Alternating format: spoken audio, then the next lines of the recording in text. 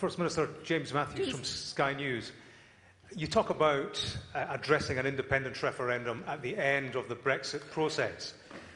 Is the end of the Brexit process still spring 2019, or in circumstances do you regard it as later than that?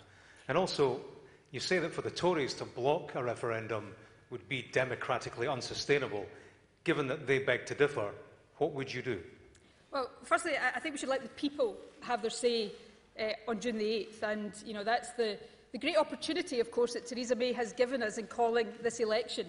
We have the opportunity for the people of Scotland to have their say. Now, in terms of the first part of your question, I am very clear that Scotland's choice, and Scotland must have a choice. We cannot have our future imposed on us. We hear Theresa May today herself talk about the damage that Brexit could do if it goes wrong.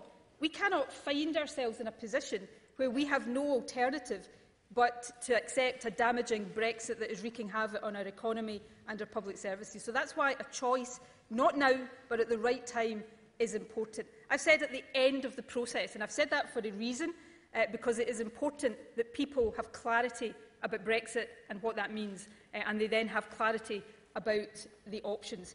Now, I said autumn 2018 to spring 2019 for a reason, because that is when Theresa May is saying the Brexit process will end. So I've taken her at her word. If that changes, then I have, and I said this on the day I set out these plans, if that changes, then of course we will have to consider our timing in light of that. Because the key point of principle for me is clarity at the end of a process to allow people to make a genuinely informed choice about the future of our country.